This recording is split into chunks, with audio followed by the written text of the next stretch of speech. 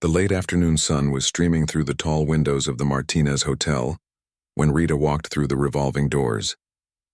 She was carrying a small black handbag and wearing a navy blue dress that had seen better days.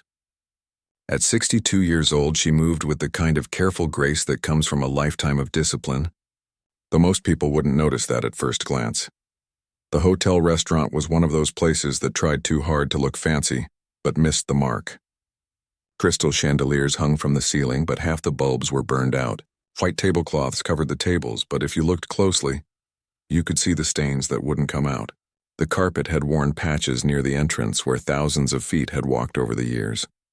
Rita headed toward the hostess stand where a young man in his mid-30s was scrolling through his phone. He didn't look up right away, even though she was standing right in front of him. His name tag read, Brandon, Restaurant Manager, in gold letters that were starting to peel at the edges. "Excuse me," Rita said softly. Brandon glanced up, still holding his phone. "Yeah, I'm here for the piano position." The evening shift. He looked her up and down, and something like disappointment flickered across his face.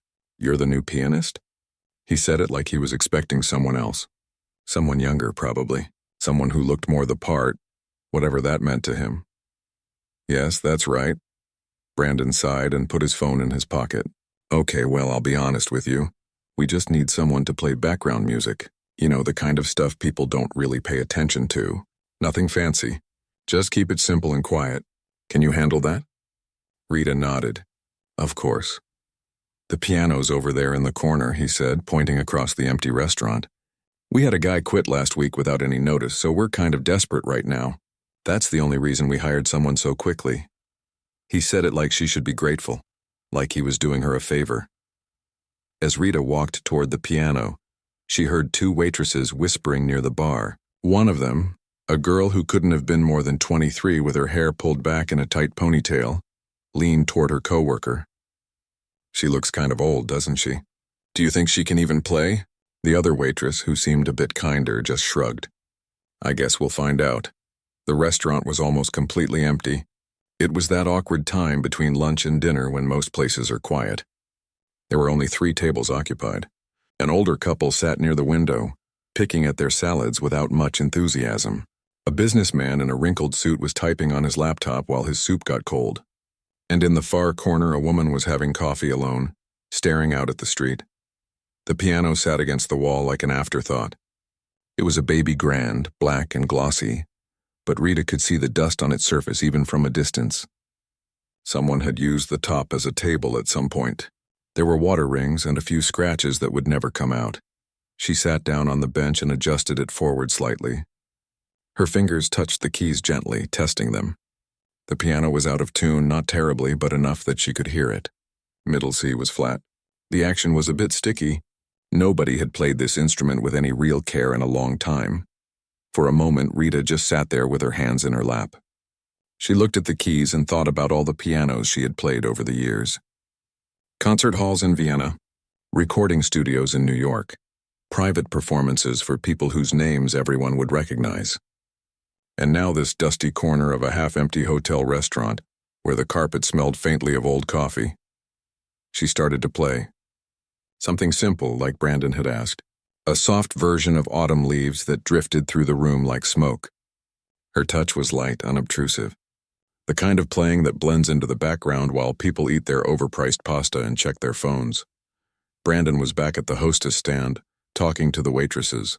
She could hear snippets of their conversation even though they weren't trying to be quiet. "Let's see if Grandma can make it through the whole shift," Brandon said with a laugh. "Hopefully she doesn't fall asleep at the keys." The younger waitress giggled. The kinder one looked uncomfortable but didn't say anything. Rita kept playing. She moved from one song to another, each transition smooth and natural.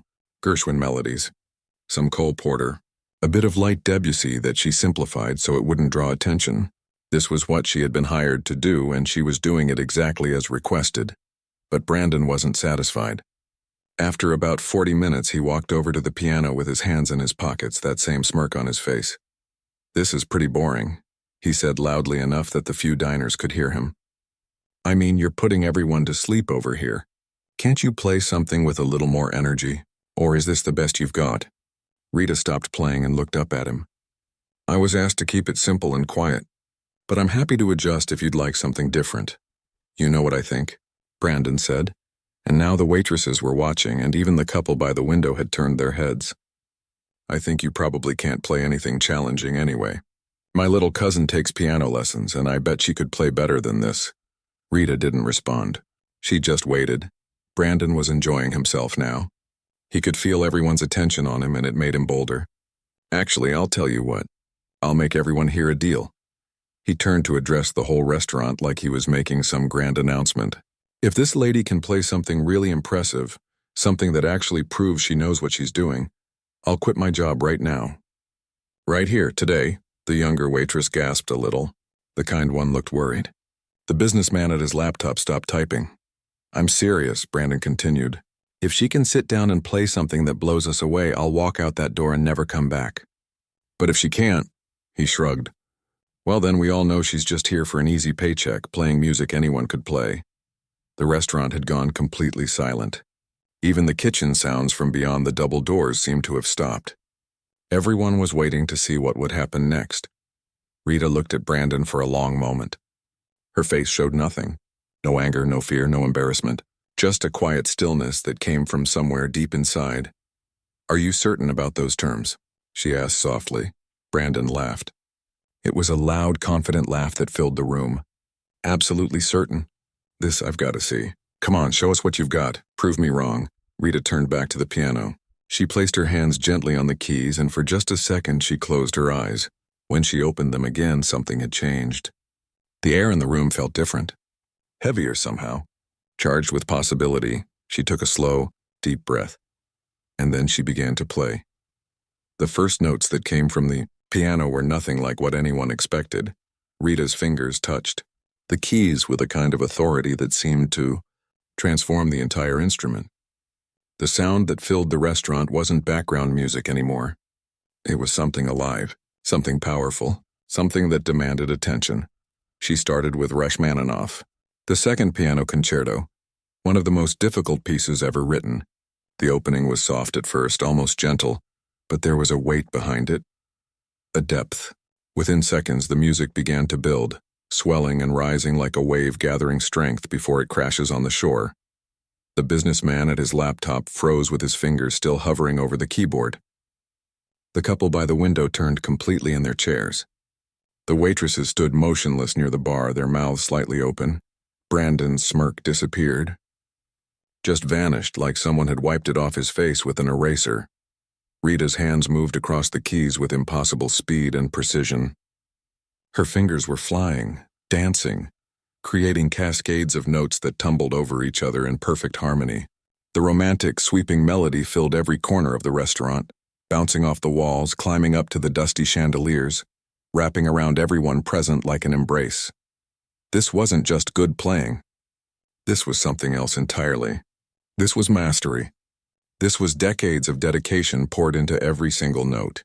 The younger waitress pulled out her phone without even thinking about it. Her hands were shaking as she opened the camera app and hit record. Then, almost on instinct, she switched to the restaurant's social media account and started a live stream. Within 30 seconds, people were watching. Within a minute, the viewer count was climbing fast. 10 people, 20, 50, 100. Rita didn't notice any of this. Her eyes were closed now, her whole body moving with the music. She swayed slightly as she played, completely absorbed in the piece. The dusty restaurant had disappeared for her. She was somewhere else entirely, somewhere the rest of them couldn't see. The Rachmaninoff built to a crescendo that made the water glasses on the tables vibrate. Then, without any pause or break, Rita shifted into something completely different. Jazz, but not simple jazz. Complex, sophisticated improvisation that twisted and turned through chord progressions most piano players wouldn't even attempt. Her left hand was laying down a walking bass line that would make any jazz musician jealous, while her right hand was spinning out melodies that seemed to come from thin air. She played runs that moved up and down the keyboard so fast they almost blurred together. But every single note was clear and perfect. Brandon had gone pale. All the color had drained from his face. He looked like someone who had just realized he'd made a terrible, irreversible mistake. The kind waitress was staring at her phone now, her eyes growing wider with each passing second. The comments on the live stream were coming in faster than she could read them. Oh my God, is that who I think it is? That's Rita Chen Blackwood. The Rita Chen Blackwood. This can't be real. Someone please tell me this is real. I saw her perform in Boston in 1994. She was legendary. The viewer count kept climbing. 500, 800, 1,000, 1,500. Rita transitioned again, this time into Chopin, an etude that was famous for being nearly impossible to play correctly. It required absolute precision, perfect timing, and a level of technical skill that took most pianists years just to attempt, let alone master. Rita played it like she was reading a bedtime story, effortless, natural, each note crystalline and pure, ringing out in the space with breathtaking clarity. The businessman stood up from his table, his laptop forgotten. He walked closer to the piano, drawn by the music like it was a physical force. There were tears in his eyes. The couple by the window stood too. The woman was crying openly now, her hand pressed to her mouth. Her husband had his arm around her shoulders, and he was shaking his head slowly like he couldn't believe what he was hearing. The kitchen staff had started to emerge through the double doors, the cooks in their white aprons, the dishwashers still holding wet plates, the prep cook with a knife still in his hand. They all stood in a cluster near the kitchen entrance, completely silent, completely still. Even the music coming from the overhead speakers seemed to have stopped, though nobody had touched the controls. It was like the whole world had paused to listen to Rita play. Brandon tried to back away quietly, but his legs didn't want to move. He was rooted to the spot. Watching this woman he had mocked and belittled just minutes ago proved that she was operating on a level he couldn't even comprehend. The live stream viewer count hit 3,000, then 5,000. The comments were flooding in so fast they were just a blur of text scrolling up the screen. This is unbelievable. She was supposed to be retired. My piano teacher made me study her recordings. She's a legend. That manager's about to learn the hardest lesson of his life. Rita's playing softened now, pulling back from the technical fireworks into something more emotional, more intimate. She was playing with such feeling that it felt like she was telling a story without words. A story about loss and love and beauty and time and everything that matters in life. The older man from the couple by the window had moved closer, standing just a few feet from the piano now. His face was wet with tears and he was trembling. "That's her," he whispered to his wife, who had followed him. "I can't believe it. That's really her." The younger waitress was still holding her phone up, still streaming, but she had tears running down her face too. She had no idea who Rita was, not really, but she could feel it. The power of what was happening. The weight of this moment. Brandon looked like he might be sick. His face had gone from pale to slightly green. He kept swallowing hard, like he was trying to keep something down. Rita brought the music around full circle, returning to the opening theme of the Rachmaninoff. But now it was different. Richer. Deeper. It carried all the weight of everything that had come before it. All the jazz improvisation, all the Chopin precision, all the emotion and skill and decades of dedication. The final notes hung in the air like bells, ringing out pure and clear and perfect. And then silence. Nobody moved. Nobody breathed. The moment stretched out, suspended in time. Then the businessmen started clapping. Slowly at first, then faster. The couple joined in. The kitchen staff. The waitresses. Even people passing by outside the restaurant had stopped and pressed their faces against the window, and some of them were clapping too. The older man approached Rita with his hands shaking. He could barely speak. "Miss Chen Blackwood," he managed to say, his voice cracking. "I saw you perform at the Kennedy Center in 1987. It changed my life. I never imagined I would hear you play again." The kind waitress looked at her phone screen and gasped. "We're at 10,000 viewers," she said, her voice barely above a whisper. The comments. "They're all saying..." She turned to Brandon, whose face now looked like he'd seen a ghost. "Mr. Brandon," she said, and her voice was shaking. "Do you know who this is?" "Do you have any idea?" Brandon couldn't speak. He just stood there frozen, while the truth of what he'd done began to sink in like a stone dropping into deep water. The live stream counter kept climbing. 15,000, 20,000. The video was being shared, reposted, sent to friends and family and strangers across the internet. And Rita just sat quietly at the piano, her hands resting in her lap, looking at them with calm, tired eyes that had seen so much more than any of them could imagine. The applause continued for what felt like forever. People who had been eating their meals stood up from their tables.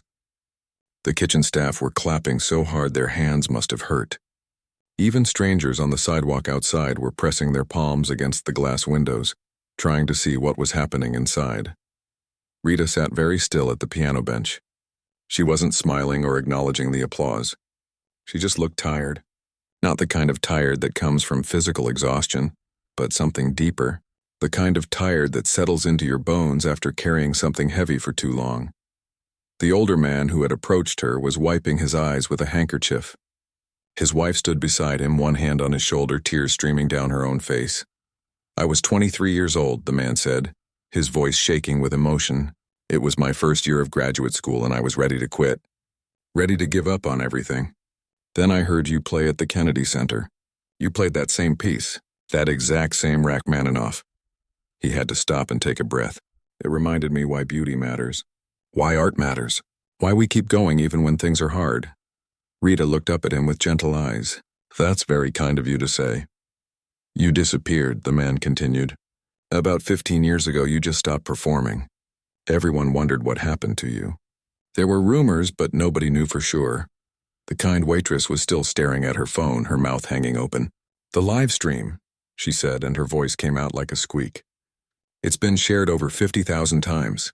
People are commenting from all over the world." She started reading some of the comments out loud, her voice getting higher with each one. "That's Rita Chen Blackwood. She performed for the Queen of England. I have every one of her recordings. She was supposed to be the greatest pianist of her generation. She turned down $1 million comeback tour in 2015. Said she was done with performing. This is like finding out Picasso was painting houses for minimum wage. Someone call the news. This is incredible." Brandon had backed up against the wall. His face had gone from green to gray.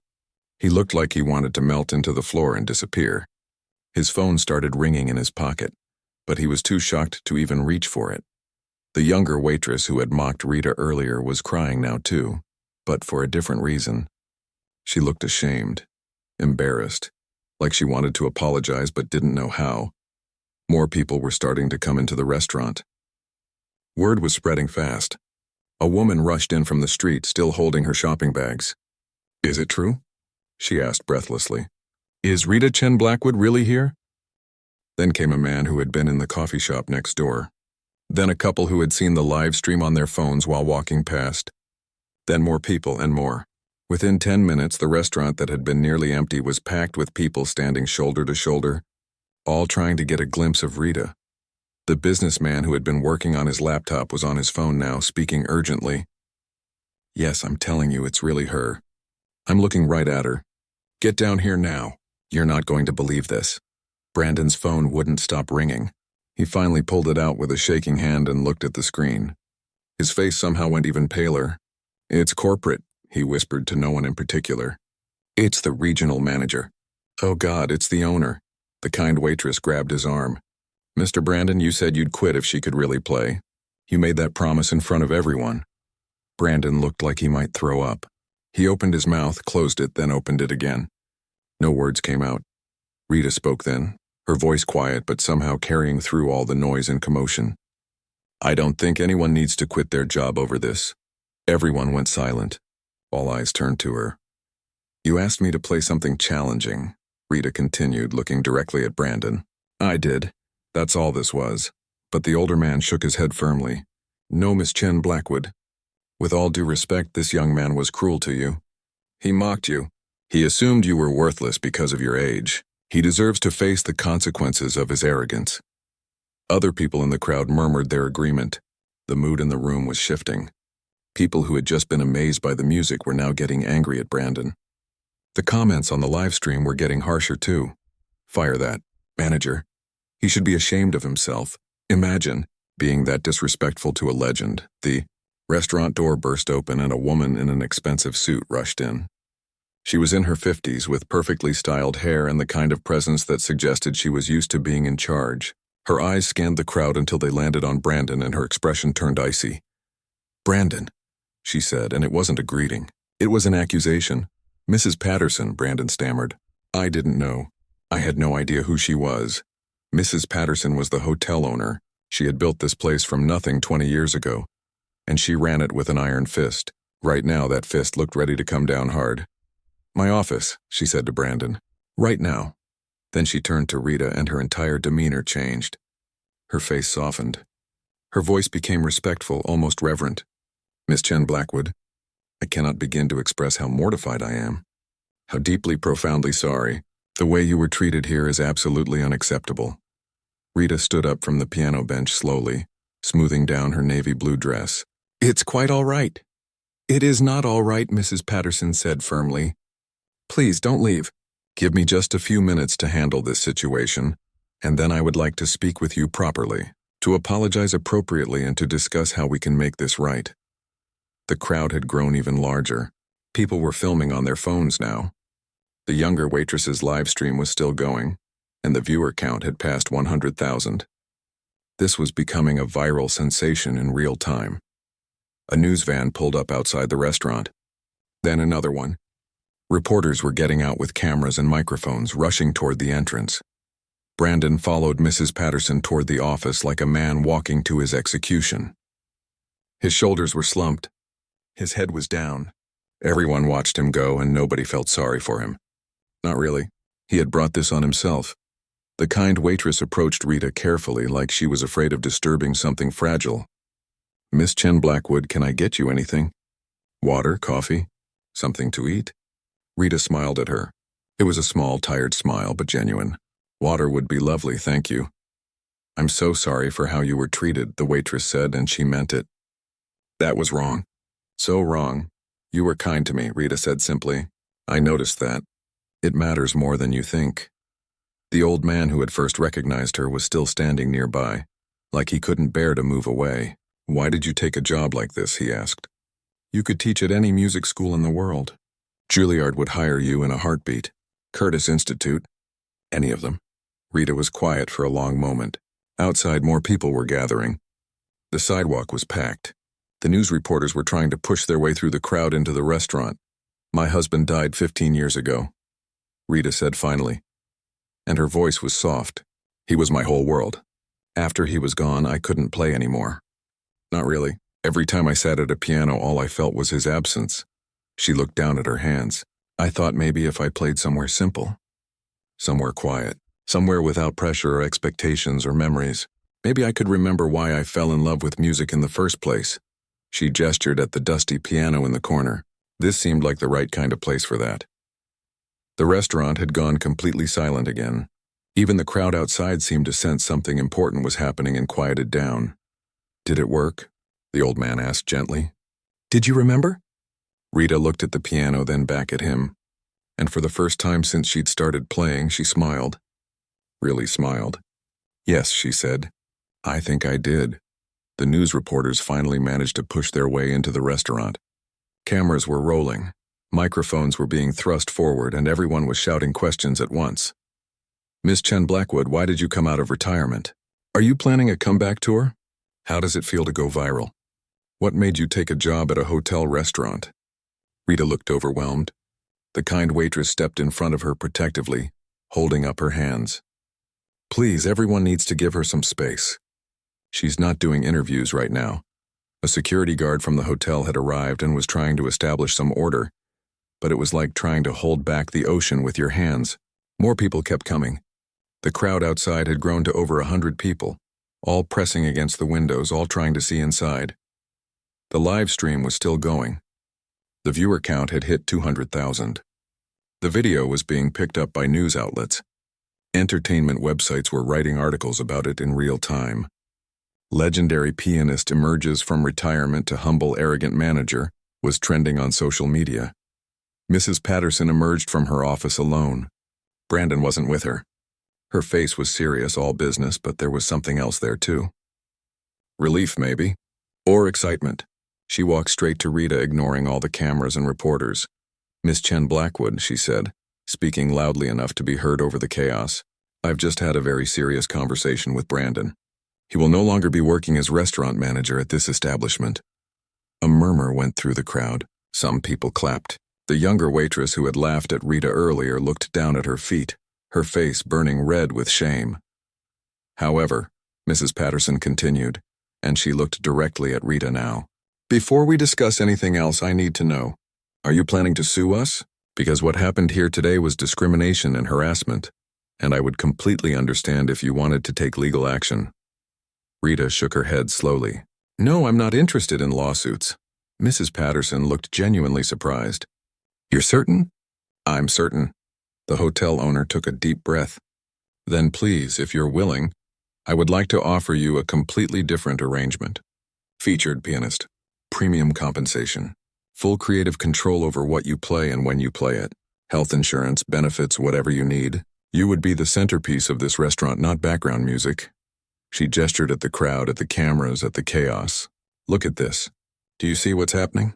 This place was dead before you sat down at that piano. Now we have news crews fighting to get inside. This could transform the entire hotel. Rita was quiet, considering. The old man who had recognized her spoke up.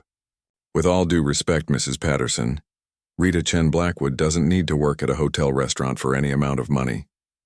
She could conduct master classes for $5,000 an hour. She could consult for recording studios. Concert halls would pay her just to appear. I know that, Mrs. Patterson said. I'm not stupid. But maybe she wants to stay here. Maybe she has her own reasons. She looked at Rita with something like understanding. Don't you? Before Rita could answer, the restaurant door opened again and Brandon walked out of the office.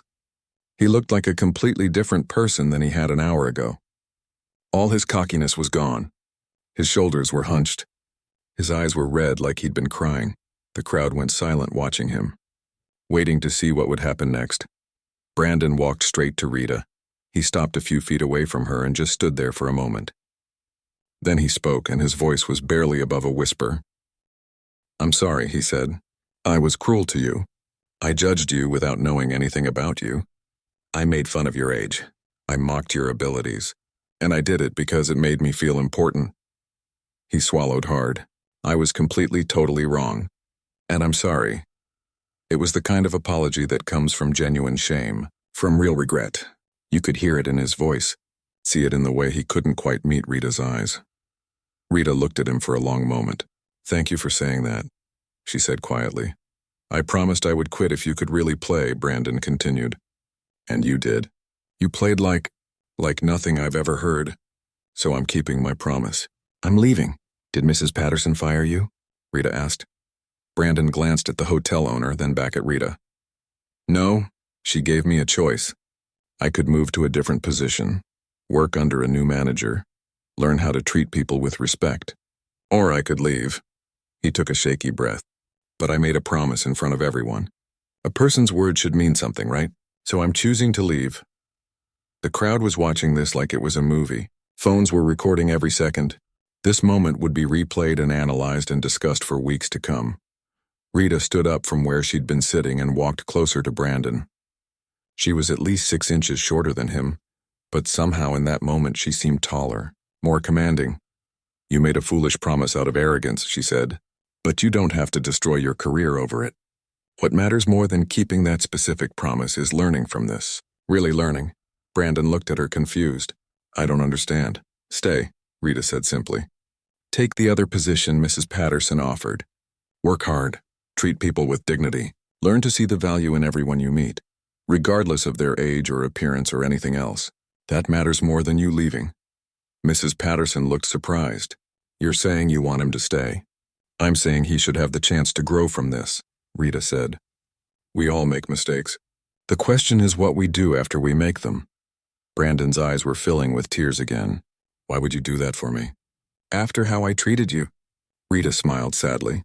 Because my husband used to say that grace is giving people what they don't deserve. And right now you don't deserve kindness, which is exactly why it matters that you receive it. The restaurant was so quiet you could have heard a pin drop. Even the reporters had stopped shouting questions. Everyone was just listening. Mrs. Patterson cleared her throat. Well, if Miss Chen Blackwood is willing to be that generous, then I'm willing to extend the offer again. Brandon, you can stay on in a different role, but you'll be on probation for 6 months. One more incident like this, one more moment of disrespect to anyone, and you're done. Do you understand? Brandon nodded, unable to speak. He looked at Rita like she'd just saved his life, which in a way she had. The kind waitress was crying now too. So was the businessman. Even some of the news reporters looked moved. Mrs. Patterson turned back to Rita.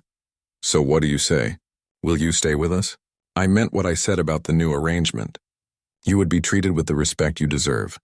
Rita looked around the restaurant, at the dusty piano in the corner, where she'd rediscovered her love of music, at the kind waitress who had defended her, at the old man who still stood nearby, tears in his eyes, at Brandon who was learning the hardest lesson of his life, at all the people who had gathered just to hear her play.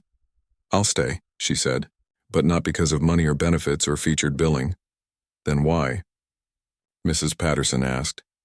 Rita walked back to the piano and placed her hand on it gently like it was an old friend. Because this is where I remembered why I play, not for fame or applause or recognition, but because music connects us. It reminds us we're human. It shows us beauty still exists in the world even when things are hard. She looked at everyone gathered there, and that's something worth staying for. The crowd erupted in applause again. This time it was different, warmer, more genuine. Not applause for a performance, but applause for a moment of grace, for forgiveness, for second chances. Outside, the sun was setting. The golden light was streaming through the windows, making the dusty piano glow like it was something precious, which in that moment it was. The days after the video went viral were strange for everyone at the Martinez Hotel. The live stream had been viewed over 5 million times in the first week. News outlets around the world picked up the story. Talk shows wanted Rita as a guest. Concert halls sent offers. Music schools begged her to teach. Her email inbox, which she barely knew how to check, was flooded with thousands of messages. But Rita said no to almost everything. She had agreed to stay at the hotel, and she meant it. Mrs. Patterson had the piano professionally tuned and restored. She hired a specialist who spent 3 days working on it until every key sang perfectly. She had the area around it redesigned too. Better lighting. Nicer chairs arranged in a semicircle so people could sit and listen properly. Fresh flowers on a nearby table that were replaced every other day. The restaurant itself transformed. Within a week, they were fully booked every night. People made reservations months in advance just for the chance to hear Rita play. The hotel had to hire extra staff to handle the crowds. They added a cover charge for the music, which Rita insisted should go toward music education programs for kids who couldn't afford lessons. Brandon kept his word too. He took the position Mrs. Patterson offered, working as an assistant manager under a woman named Carol, who had been with the hotel for 20 years. Carol was tough but fair, and she didn't let Brandon get away with anything. At first, it was humiliating for him. He went from being in charge to taking orders. From making decisions to asking permission, the other staff members watched him carefully, waiting to see if he'd really changed or if this was all an act. But slowly, something shifted. Brandon started arriving early to help set up. He learned everyone's names, really learned them, and asked about their lives. When the kind waitress mentioned her mother was sick, Brandon covered her shifts without being asked. When one of the kitchen staff made a mistake on an order, Brandon helped fix it instead of yelling. It wasn't a quick transformation. There were days when you could see him struggle with his ego, with the urge to assert authority he no longer had, but he kept working at it, kept trying. Rita watched all of this happen from her place at the piano. She played 4 nights a week just as she'd agreed, Tuesday through Friday from 6 in the evening until 9. Sometimes she played the classics she was famous for. Sometimes she played jazz or blues or even pop songs, reimagined in her own style. People came from everywhere to hear her. Families drove 6 hours. Music students saved up their money for the cover charge. Elderly couples who had seen her perform decades ago came to hear her one more time. And Rita played for all of them with the same grace and beauty she'd always had. But something had changed in her playing. The old man who had first recognized her came back several times, and he noticed it. "You play differently now," he said one evening. "Not worse. Actually better. More alive somehow." Rita smiled. "I'm not performing anymore," she said. "I'm just playing. There's a difference." One Thursday night, about 6 weeks after the video had gone viral, something unexpected happened. Rita was in the middle of a Gershwin piece when she saw Brandon standing near the edge of the crowd. He wasn't working that night. He'd come in on his day off, paid the cover charge, and was just listening. When Rita took a break, he approached her carefully. "Miss Chen Blackwood, could I talk to you for a minute?" Of course. They stepped outside where it was quieter. The night air was cool and smelled like rain. Brandon looked nervous, fidgeting with his hands. "I wanted to thank you," he said, "for what you did. For giving me another chance when I didn't deserve it." "You're welcome. I've been thinking a lot about what you said, about grace being when someone gives you what you don't deserve." Brandon looked down at his shoes. "Nobody ever did that for me before. Usually when I messed up, that was it. Done, finished, no second chances." Rita nodded, understanding. "I'm trying to be different," Brandon continued. "Carol says I'm improving. I think I am too. But it's hard. Some days I catch myself about to say something arrogant or dismissive, and I have to stop myself." He looked at Rita with something like desperation in his eyes. "Does it get easier?" "Yes," Rita said, "but slowly. Being a better person isn't something that happens overnight. It's a choice you make every single day. Some days you'll fail. What matters is that you keep choosing to try." Brandon was quiet for a moment. "Can I ask you something? Why did you really give me that second chance? Was it really about grace, or was there another reason?" Rita considered the question carefully. "My husband was a difficult man sometimes, stubborn, quick to anger. He said things he regretted." She looked up at the stars. "But he always tried to do better. And when he died, I realized that his trying mattered more than his failing. That's what made him good. Not that he was perfect, but that he never stopped working to improve." She turned back to Brandon. "I saw something in you that reminded me of him. A person who could grow if given the chance. So I gave you that chance." Brandon's eyes were wet. "Thank you," he whispered. "I won't waste it." Over the next year, the Martinez Hotel became famous not just for Rita's playing, but for something else. It became known as a place where people got second chances, where mistakes weren't the end of the story. Mrs. Patterson started a program where they hired people who had struggled to find work, former addicts who were in recovery, people who had been incarcerated and were trying to start over, young people who had dropped out of school and needed a fresh start. The hotel gave them training, support, and most importantly, a chance to prove themselves. Brandon ran the program. It turned out that learning humility had given him a gift. He knew what it felt like to mess up badly, to be judged, to need forgiveness. That understanding made him perfect for helping others who were in the same position he'd been in. The kind waitress, whose name was Helen, got promoted to manager. She was wonderful at it, fair and compassionate, but also efficient and smart. She and Brandon worked together well, balancing each other out. The younger waitress who had mocked Rita that first day left the hotel eventually. But before she did, she apologized to Rita directly. "I judged you by your appearance," she said, crying. "I'm so sorry. You taught me that everyone deserves respect." Rita hugged her. "You learned. That's what matters. Take that lesson with you wherever you go." 2 years after the video went viral, Rita was still playing at the Martinez Hotel 4 nights a week. She'd turned down a documentary crew, 3 book deals, and countless interview requests. She'd said no to concert tours and recording contracts and everything else that would have taken her away from that dusty corner of the restaurant that wasn't dusty anymore. But she did say yes to one thing. She started teaching on Monday and Wednesday afternoons, not at a fancy music school, but right there at the hotel. She taught kids who couldn't afford lessons, kids from rough neighborhoods who had never touched a piano before, kids who needed to know that beauty existed, that they mattered, that their lives could be about more than just surviving. Some of those kids would go on to become professional musicians. Others wouldn't. But all of them would remember the legendary pianist who saw potential in them when nobody else did. The old man who had recognized Rita that first day became a regular. He came every Tuesday night without fail, sitting in the same chair in the front row. "This is my favorite place in the world," he told his wife. "Not because of the music, though that's magnificent, but because of what happens here. The second chances, the grace, the reminder that we're all human and we all deserve kindness." And Rita kept playing, not for fame or money or recognition, but for the same reason she always had. The reason she'd forgotten for 15 years after her husband died and finally remembered in a half-empty restaurant on an ordinary afternoon. She played because music was how she loved the world, how she forgave it, how she connected to it, how she made it better, one note at a time. That was enough, more than enough. It was everything.